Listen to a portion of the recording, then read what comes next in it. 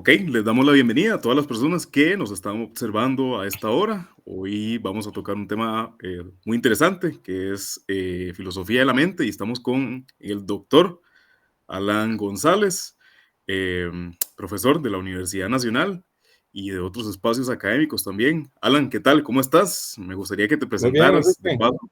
Muchas gracias. ¿Cómo va todo? Aquí todo muy bien, por dicha. Todo bien, todo bien. Alan, me gustaría que te presentaras un poco ahí tu trayectoria, cuál es tu vínculo con la filosofía de la mente, desde qué espacios los abordás. Bueno, empecé a estudiar primera carrera de ingeniería electrónica en el tecnológico. Eh, Después me interesé casi que desde siempre por la filosofía y ya ingresé a la Escuela de Filosofía de la Universidad Nacional. Ahí me interesé más por el tema de la epistemología y un poco hacia lo que es la filosofía de la mente. Eh, Me interesaba mucho el tema de la ética también, de ahí saqué la maestría en bioética, después me egresé de la maestría en ciencias cognitivas y después ya tuve la oportunidad de ir a hacer el doctorado en Inglaterra en el tema de filosofía de la mente en la Universidad de Keele en Staffordshire, Inglaterra. Perfecto. Sí, sí, una trayectoria bastante amplia. Alan, por cierto, es el docente encargado del curso de filosofía de la mente en la Universidad Nacional, o al menos el último docente que ha impartido este espacio formativo, ¿no? Por ahí yo estuve en un par de clases y puedo dar fe que Uh es un -huh. espacio bastante riguroso. Alan, a propósito del tema en general, ¿no? Que es bastante complejo, pero vamos a irlo desglosando por pedacitos. Me gustaría partir de la primera pregunta, ¿no? Que es desde cuándo cambiamos este paradigma de hablar de cuestiones como el espíritu, por ejemplo, en clave hegeliana quizás, a hablar de la mente, ¿no? Un tema que parecería contemporáneo, pero bueno, y se viene arrastrando desde épocas atrás. ¿Cómo lo ves vos ese tema de la cronología de la filosofía de la mente y cuándo empieza a hablarse rigurosamente del mismo? Bueno, en realidad, si uno lo ve desde el punto de vista histórico, tal vez las primeras reflexiones las podríamos encontrar en la antigüedad clásica, particularmente en los griegos, y nos vamos, por ejemplo, a Acmeón de Crotona, que era un filósofo médico y fue de los primeros que habló de la relación entre los estados mentales y el cerebro. Por supuesto que, digamos que por la filosofía de la época, que había cierta tensión entre las teorías materialistas como las de Demócrito, que además tiene una teoría de percepción sumamente interesante, pues tanto Platón y Aristóteles de cierta forma abandonan esta visión del cerebro como base de nuestros procesos mentales. Quizás los que lo retoman en cierta forma en la antigüedad es siempre en son los estoicos que desarrollaron una filosofía de la mente muy interesante, más orientada quizás hacia una filosofía del lenguaje, pero por supuesto por la forma en la que ellos los entendían, aunque tenían un concepto que era el del hegemonicón, que ubicaban como el centro de las facultades cognitivas, y en algún momento algunos de los digamos, estoicos más antiguos de la Grecia, no de los romanos, sí habían nuevamente puesto el centro de la cognición en el cerebro, pero nuevamente por las discusiones y por la filosofía y las presiones del tiempo, pues terminaron asumiendo la posición un poco más aristotélica y platónica de que el asiento de las sensaciones estaba en el corazón. En otras tradiciones, los budistas ya habían desarrollado también algunas teorías en relación a la filosofía de la mente, a cuestiones de la percepción, y la filosofía de la India también ya contaba con algunas relaciones muy interesantes en términos epistemológicos y en términos semánticos para la relación entre mente y cuerpo. Ahí pues uno puede todavía hacer la relación si se va desde el punto de vista lingüístico, digamos, a la historia del desarrollo del lenguaje, particularmente con los indoeuropeos, dónde entraron, dónde no entraron, porque de ahí también depende los enfoques más dualistas en términos de la discusión, por ejemplo, mente-cerebro. Entonces, ya la discusión la podemos ubicar ya en esas épocas de los griegos y contemporáneamente después hay filtraciones en la Baja Edad Media con interpretaciones que se empiezan a hacer sobre la glándula pineal, que después recoge René Descartes en los 1600, y de ahí pues toda la discusión posterior que se sigue en relación a la cognición, pasando por Kant, pasando un poco por ya el siglo XIX, que encontramos quizás un poco más de reflexión sobre la lógica. Recordemos a está Bull, que es el que desarrolla una teoría sobre el álgebra, pero tiene un libro que se llama Las leyes del pensamiento, que está relacionado más que nada con la lógica. Y pues ahí en esa época, siglo XIX, encontramos trabajos muy interesantes en términos de la filosofía de las matemáticas, la filosofía del lenguaje, y ya se empieza a filtrar más o menos 1874 con el concepto de intencionalidad de Brentano, que hereda de los escolásticos, y los trabajos, por supuesto, que hacen personas como Duns Scoto o como Occam, que se van filtrando hacia Brentano, particularmente el concepto de intencionalidad, y este se filtra a Husserl, y después hay una especie de punto común entre la filosofía analítica y la filosofía continental, y después es Russell el que introduce el concepto de intencionalidad, que se filtra por el mundo anglosajón, y vienen ya las reflexiones un poco más, digamos, más técnicas en cuanto a lo que podemos entender por lo mental, la relación con la base física. Tenemos, como le digo, a finales del siglo XIX, la filosofía de las matemáticas, por ahí está Gottlob Frege, después está Hilbert, podemos encontrar a Alan Turing, la tesis de George Turing, se filtra más o menos después de la Segunda Guerra Mundial, con algunas reflexiones importantes sobre filosofía del lenguaje todavía, Chilscombe, Sellars, y ya filosofía de la mente como tal, como disciplina, ya la podemos ir ubicando más o menos hacia finales de 1950, que pues me parece que es una de las áreas más recientes de la investigación filosófica, o sea, es como la parte más contemporánea, y creo, sin temor a equivocarme, que podría pronto separarse de la filosofía como disciplina independiente. Sí, de hecho, eso último que señalaste me llamó poderosamente la atención cuando lo mencionaste en una clase, ¿no? Que estaba pronto ya a separarse del quehacer filosófico, tal cual. Te hacía ese señalamiento en la pregunta porque hay como una división que ya de por sí esto es problemático, hacer la misma entre analíticos y continentales, en donde la queja o el señalamiento de los continentales es que precisamente sí, el tema como que ya se venía arrastrando hace muchísimo tiempo, ¿no? Solo que se nombraba de diferentes formas. Entonces, te hacía esa consulta precisamente para ubicarnos como en términos de discusión del concepto, ¿no? Desde dónde viene y hacia dónde va principalmente.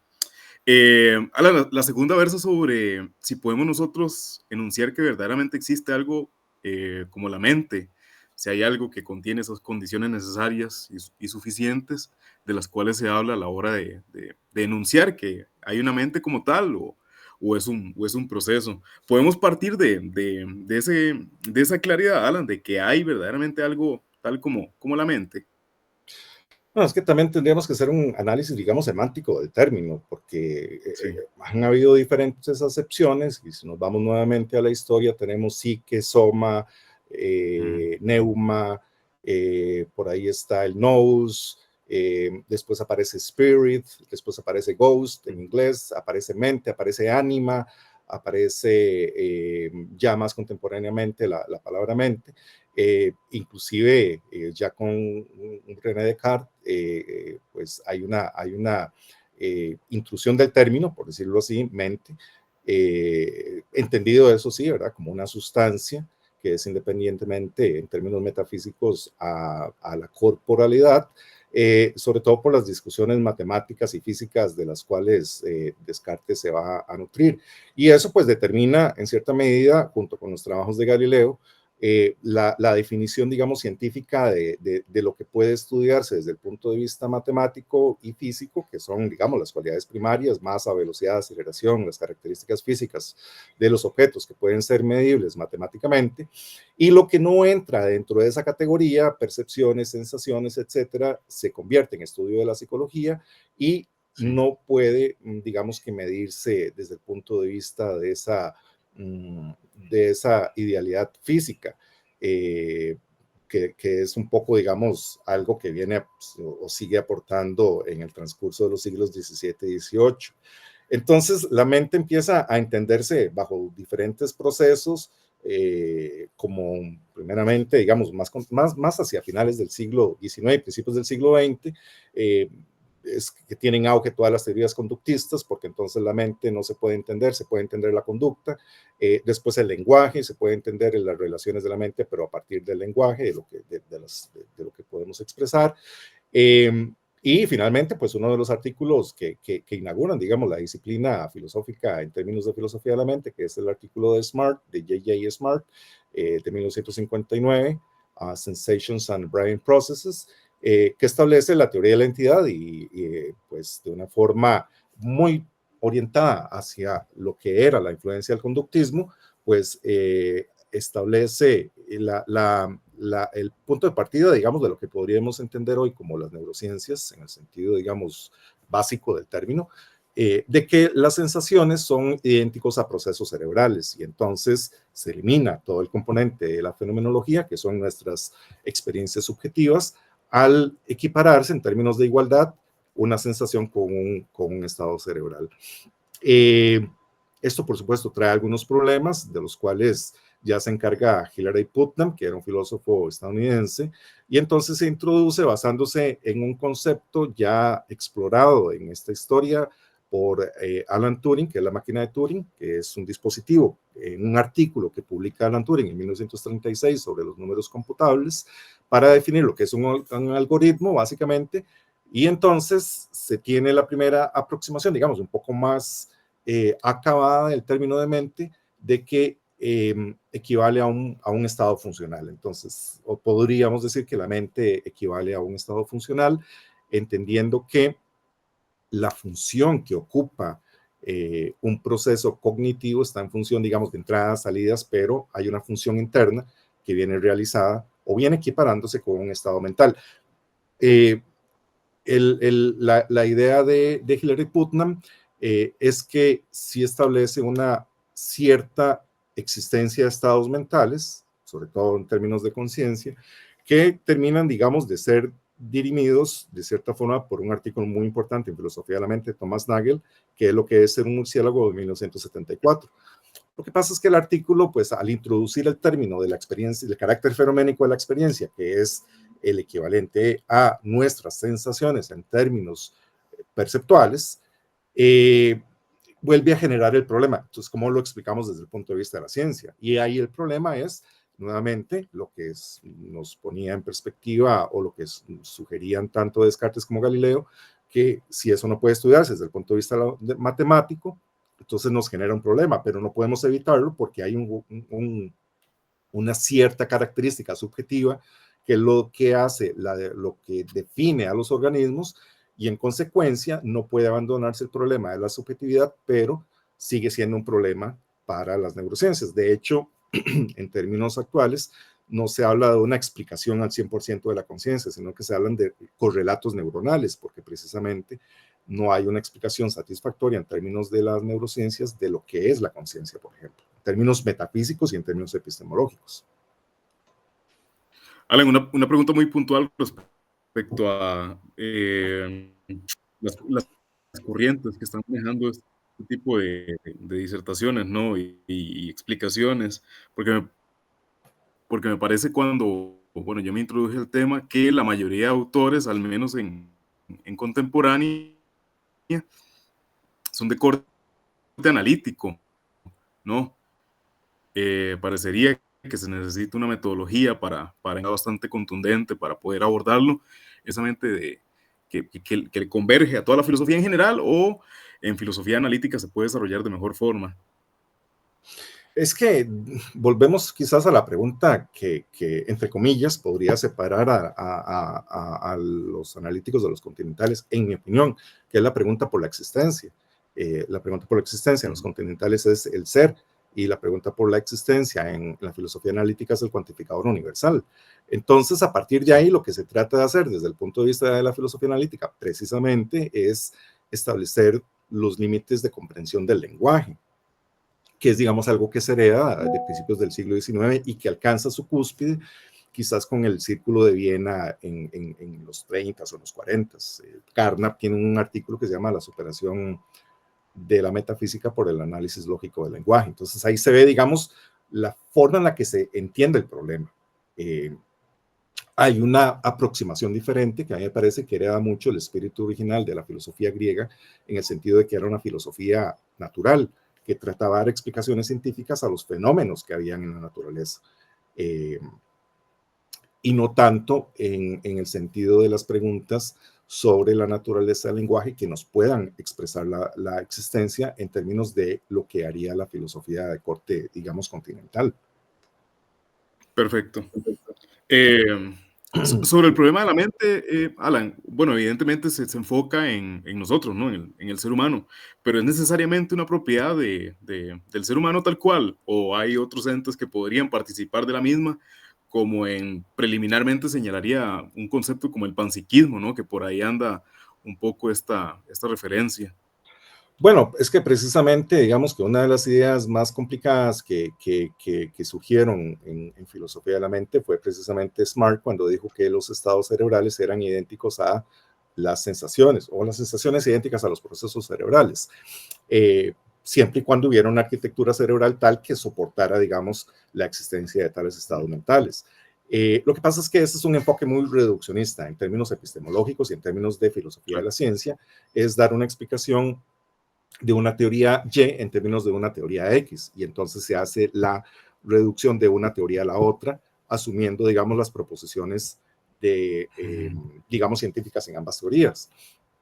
Por eso es que quizás uno de los avances más importantes en la reflexión filosófica fue la idea de Hilary Putnam, en la que sostenía la existencia de una realización múltiple de estados mentales asumiendo una máquina de Turing, porque si la máquina de Turing se implementa en cualquier dispositivo, ya sea biológico, mecánico o artificial, etcétera, etcétera, puede realizar los mismos estados. Entonces podríamos suponer que independientemente de la base estructural, la base física, se realizan los mismos estados mentales diferentes, independientemente. Es una de las ideas que hace Hilary Putnam cuando establece que diferentes bases físicas pueden realizar, al igual que la máquina de Turing, independiente de la base física, puede realizar los mismos estados mentales. Y entonces uno podría suponer que la realización de estados mentales es independiente de la base física. Ok. Alan, a propósito de esta cuestión de los reduccionismos, ¿no? Parecería que es un concepto muy habitual en filosofía de la mente, materialistas contra idealistas. Por ejemplo, ¿no? Se vienen achacando como ese término. Me surge la pregunta acerca de la neurociencia. Cuando vos desarrollabas el curso, constantemente aludías a los términos neurocientíficos o el papel de la neurociencia como tal. La pregunta es básicamente la siguiente, ¿no? Si la neurociencia recae en un materialismo duro o está abierta a posibilidades más de carácter metafísico o no necesariamente, o estas otras explicaciones más de carácter metafísico, reitero, le pertenecen a otro tipo de disertaciones, de explicaciones, de epistemologías que podrían aportarle algo a filosofía de la mente. Bueno, vamos a ver, en términos como decía, quizás uno de los puntos de partida que han sido más importantes es, en términos metafísicos, definir que una sensación es idéntica a un proceso cerebral. Entonces, metafísicamente ya definimos que las experiencias subjetivas tienen una naturaleza física, que es la tesis de J.J. Smart. El problema es, metodológicamente, desde un punto de vista de filosofía de la ciencia, ¿cómo justifico la reducción? Que es, digamos, que una de las primeras reflexiones en 1974 que hace Jerry Fodor en un artículo que se llama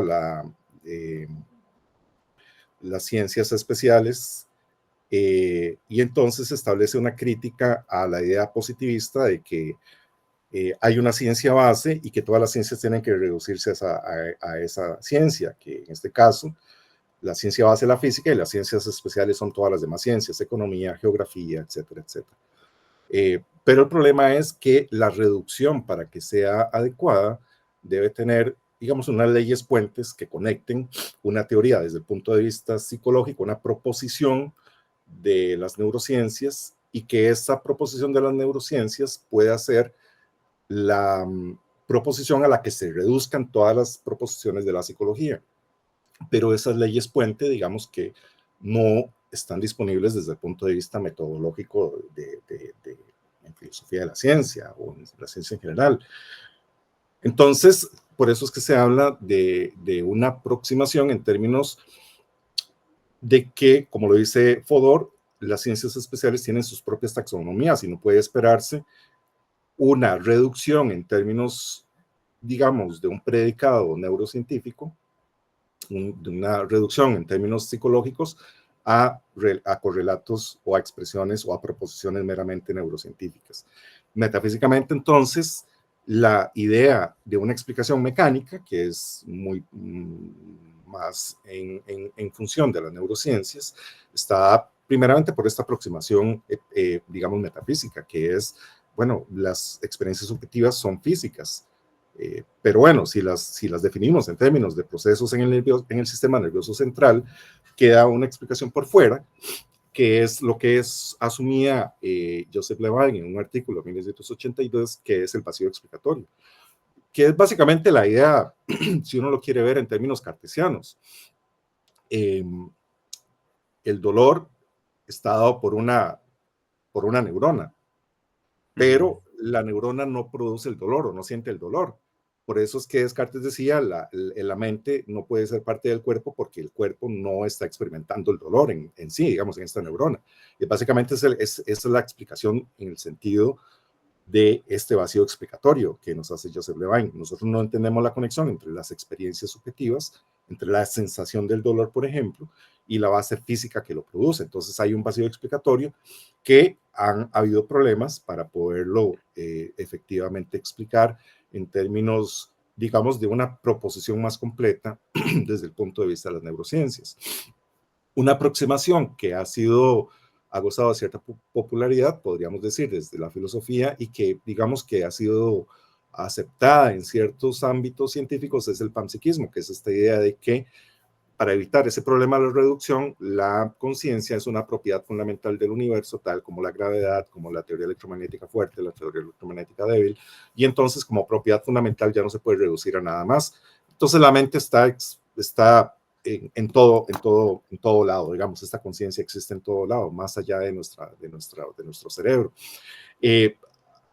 Por un lado, resuelve el problema, entre comillas, de la reducción, pero por otro lado tiene otros problemas, que es el problema de la combinación, por ejemplo. Es un problema que ya había trabajado Henry James, William James, más bien William James, que él era el hermano, que era el problema de la combinación, cómo una serie de mentes se combinan para tener una mente un poco más grande. Y en esa línea, pues algunas aproximaciones, como la que hace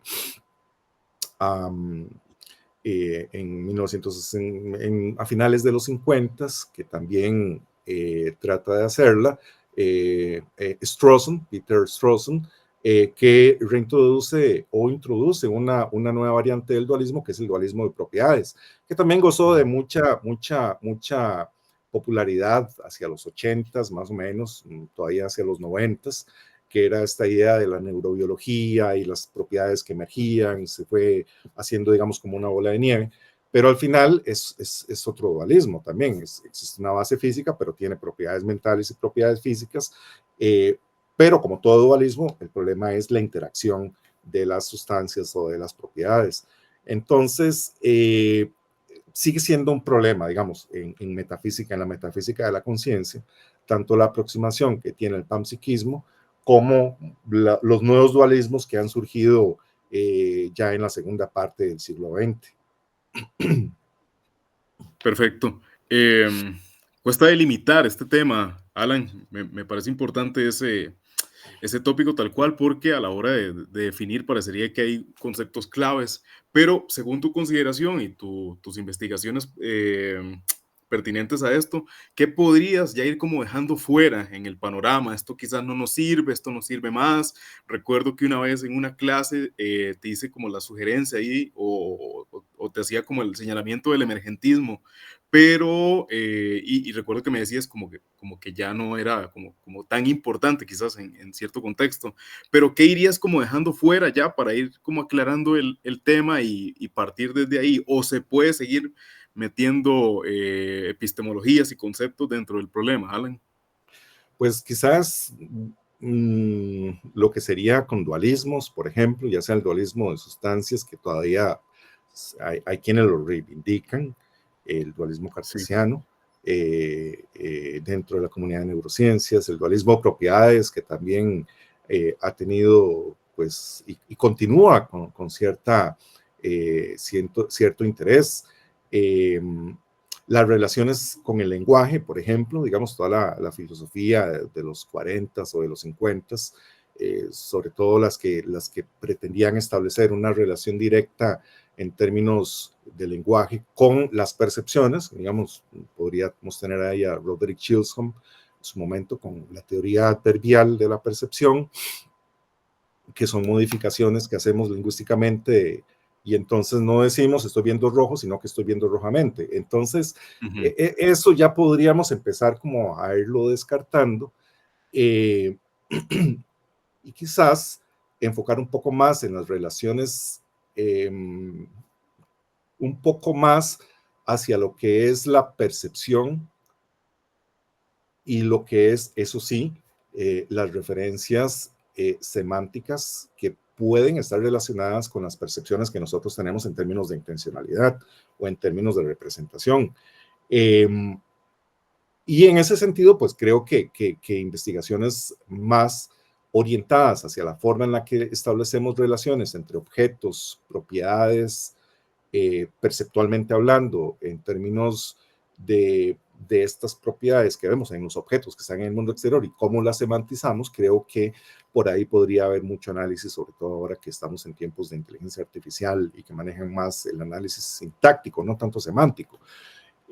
Pero por ahí podría ser el punto en el que podríamos establecer, digamos que relaciones de prioridad en términos de investigación en filosofía de la mente, intencionalidad, el carácter fenoménico de la experiencia, el carácter de las teorías de reducción, como, epistemológicamente cómo nos enfrentamos a la reducción o a la no reducción, y cómo definir estas posiciones que son un poco más materialistas, que siempre entran en conflicto precisamente con todo este lenguaje y todas estas palabras que hemos heredado como espíritu, ánima, soma, psique, etcétera, etcétera, y que podrían no entenderse desde el punto de vista, eh, digamos, filosófico, cuando uno establece como un punto de partida para el análisis de nuestros estados mentales una postura materialista o fisicalista, digamos, como sería el término un poco más adecuado. claro, perfecto. ¿Tiene residuos todavía en este problema Kant, Alan? Tal vez dentro de ciertos aspectos en la filosofía de la matemática, Kant, digamos que todavía hay algunos que lo siguen. Digamos, uno de los ejemplos fue Gottlob Frege, que para él la Ujú, geometría tenía que tenía que seguir siendo kantiana, a pesar de todo el psicologismo que tenía Frege y todo lo que trató de establecer con el sentido de la referencia. Eh, Hay libros que han trabajado sobre el tema de filosofía de la mente y Kant, sobre todo a la hora de establecer las relaciones entre conceptos, una cuestión, digamos que ya se había discutido en la Edad Media, entre universales y particulares. Eh, y pues yo diría que hay ciertos aspectos en Kant que pueden recuperarse en términos de las discusiones contemporáneas en filosofía de la mente.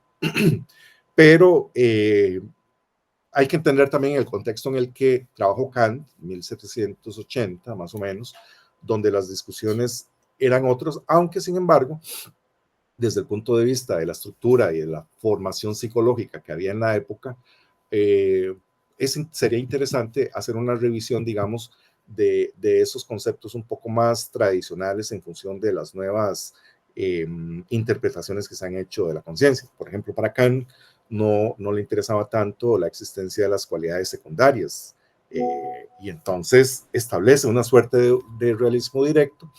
Y a la vez también es importante, por ejemplo, Kant, que establece, digamos, un análisis similar de la psicología, tal como lo hace Patricia Churchland, en donde nos dice que los términos de la psicología popular, Folk Psychology, pueden ser reemplazados o serán reemplazados por las neurociencias. Y en ese sentido es muy similar a la postura que tenía Kant con respecto a la psicología. Ok, perfecto. ¿Qué papel juegan los animales no humanos en este problema, Alan? ¿Hay participación? ¿Podríamos decir que poseen cualidades mentales? ¿Hay especies en específico dentro de los animales que son muy problemáticas a la hora de estudiar? Creo que hace tiempo nos había señalado por ahí que andabas analizando un poco el tema, ¿no? Desde un animal en específico, pero ¿qué pueden decir ellos o qué puede decir ese problema de la mente en los animales, Alan? Bueno, es que precisamente es uno de los aspectos que podría uno tomar en cuenta a la hora de analizar una propuesta como la de Hilary Putnam y su teoría de la realización múltiple. En realidad, la idea de que los animales carecen de estados mentales quizás es una herencia que tenemos de Descartes, cuando asumía que los animales eran máquinas. Y sobre todo, ya en los 50, cuando se tiene una teoría de la identidad que nos definía esta ecuación de que estados mentales son idénticos a estados cerebrales. Eh, pero digamos que también los estudios de evolución, estudios de cognición comparada, ya arrojan pistas de que efectivamente hay criaturas que, aunque carecen de lenguaje, tienen estados mentales y la capacidad de resolver problemas, tal como inclusive, digamos, los cuervos de Nueva Caledonia, que han sido estudiados en otros ámbitos, tienen la capacidad de resolver problemas y utilizar herramientas, recordar rostros, identificarse en un espejo. Entonces, hay una universalidad de la realización de los estados mentales que no necesariamente pasan por el filtro del lenguaje, pero que sí pasan probablemente por procesos perceptuales que en la que operan, digamos, ya otros procesos, vamos a utilizar la palabra entre comillas semánticos para poder analizar la información. Hay procesos de memoria y procesos de asociación, en un sentido como lo proponía Hume, pero en el caso de los córvidos, que tienen una estructura cerebral totalmente diferente, no tienen corteza prefrontal, sino que tienen nido pallium, tienen una serie de neuronas que son diferentes, pero que esa porción del cerebro de los córvidos realiza la misma función que la corteza prefrontal y es arquitectónicamente diferente. Entonces, es muy probable que la mayor cantidad de criaturas con un sistema nervioso central lo suficientemente evolucionado puedan tener diferentes estados mentales, tanto perceptuales como inclusive de razonamiento, resolución de problemas y de creencias, además, sobre todo si pensamos en los ejemplos de cuervos que recuerdan rostros, que pueden identificar signos, símbolos, lo cual también es una discusión interesante porque se supone que la inteligencia es el desarrollo de presiones sociales psicológicas en el ambiente, digamos, así como se desarrolló el cerebro de los Homo sapiens. Pero pensemos en los pulpos que son solitarios y que tienen una capacidad o unas características cognitivas, digamos que excepcionales, y son criaturas muy aisladas, no viven en grupos sociales. Entonces también eso hace referencia y hace un análisis de lo que entendemos por el desarrollo de la inteligencia, tanto a nivel individual como a nivel social. ¿Ellos poseen fibras tipo C, Alan? Sí, entendiendo que las fibras tipo C pues son un tipo de ejemplo más general, pero Sí. entendiendo la fisonomía de los procesos cerebrales, hay áreas que pueden asumir la función que nosotros tenemos a la hora de Okay. resolver un problema. Piensen nuevamente en el ejemplo de los pulpos, que prácticamente cada uno de los tentáculos es un cerebro y están conectados a un cerebro central, Wow. y entonces ahí hay una capacidad todavía de adaptarse, de entender el medio, de resolver problemas, de entender símbolos, de tener intencionalidad o representaciones que no necesariamente están dadas por la existencia o no de un lenguaje articulado como el del Homo sapiens sapiens. Perfecto. Alan, ya para ir cerrando el tema, ¿qué autores podemos ir mapeando para entrarnos en el tema? Evidentemente siempre están los Churchill, ¿no? Los Dennett, los Chalmers, etcétera, etcétera, pero ¿qué autores más cercanos como a nosotros ahorita podríamos ir mapeando para ir siguiéndoles la pista, ¿no? Ir leyendo esos artículos, qué universidades están tratando más este tema de manera más rigurosa, o quienes se están acercando más como hacia ese punto clave de decir esto es definitivamente lamento, preliminarmente se podría decir que esto es lo más certero que tenemos. Yo lo que recomendaría es quizás ir, más que leyendo los autores, quizás leyendo libros en los cuales se hacen compilaciones sobre artículos.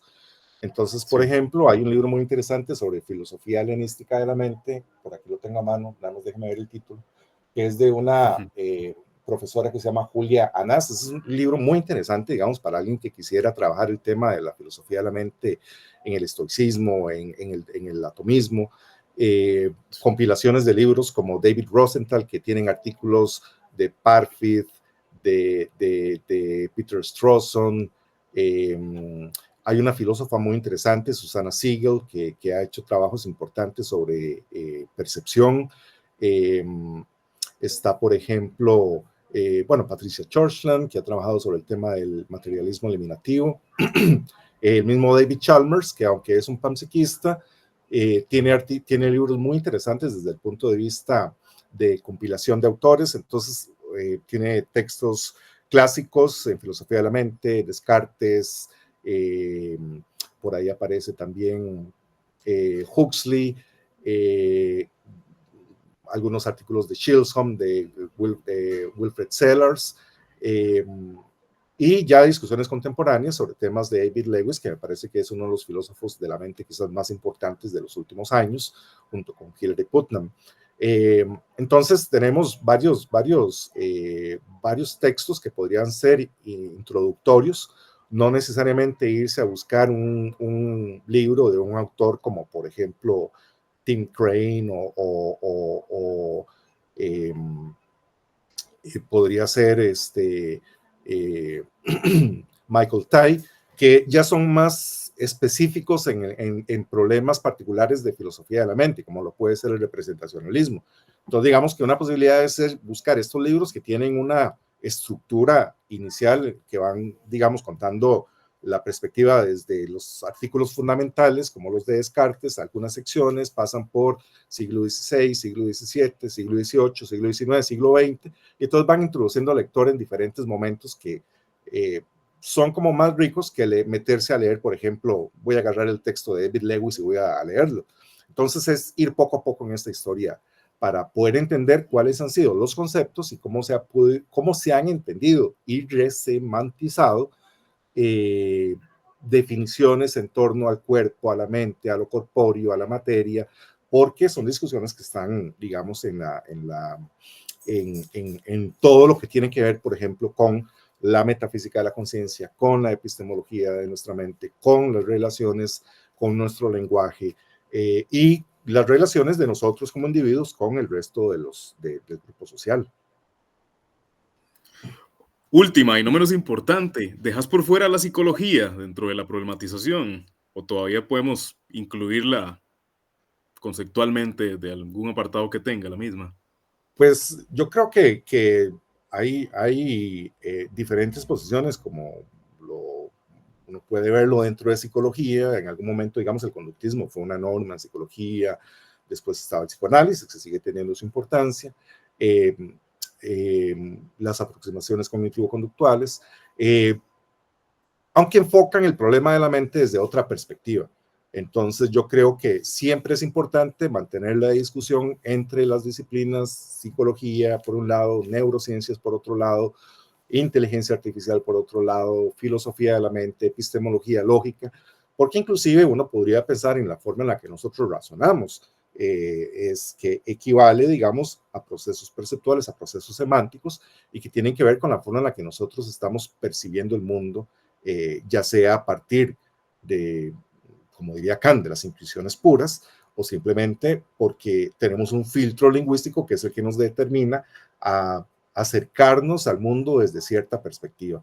Entonces creo que la relación y la discusión entre la filosofía de la mente, la epistemología, la lógica, la psicología, las neurociencias, las ciencias de la computación, algunos aspectos de la sociología, la biología, la evolución, la lingüística, yo creo que determinan una condición de trans e interdisciplinaridad que no solamente enriquece a las disciplinas que he mencionado, sino también a la filosofía. Y eso es lo importante en esta discusión, que se puede enriquecer la discusión y los efectos y las reinterpretaciones de las diferentes aproximaciones a los objetos de estudio. Por supuesto que en filosofía es un poco más complicado porque uno podría pensar que la filosofía es la reflexión en donde el conocimiento exacto aún no es posible. Todavía no tenemos en una probeta, digamos, una mente, porque inclusive si nosotros ponemos mente en Google y vamos a buscar qué aparece como mente, qué dibujo, qué interpretación estética, y aparece la misma, básicamente como una cuestión ahí cósmica, con algunos matices ahí de colores, etcétera. Sí. Pero no podemos definir en términos, en ese sentido, la mente, como si podemos definir, bueno, vamos a dibujar un cerebro, es más fácil de dibujarlo. Y entonces, en ese sentido, el objeto de estudio de la mente todavía tiene un largo recorrido porque necesita aportar discusión teórica para nuevas reflexiones en neurociencias, para nuevas reflexiones en computación, para nuevas reflexiones en biología, para nuevas reflexiones en psicología y otras disciplinas que se acercan a este fenómeno o a este objeto de estudio que tenemos como lo mental. Ok, perfecto, Alan. Cartesianamente hablando, ha sido muy claro y distinto, ¿no? Con lo que nos correspondía el día de hoy. Agradecerte un montón por tu participación en este espacio. Esperamos no sea el último y nada, no sé si querés señalar algo último acerca de filosofía de la mente, como para que se introduzcan en el problema, ¿no? Hay muy poca gente metida en este problema, de hecho, me parecería preliminarmente hablando, pero sí, es como eso. Entonces, nada, Alan, agradecerte un montón por estar acá y muchísimas gracias por todo el conocimiento depositado en el espacio. No, pues muchas gracias a ustedes y pues los felicito por el espacio, por la discusión y la divulgación del conocimiento filosófico y de problemáticas que pues están dentro de lo que es la misma comprensión del fenómeno social.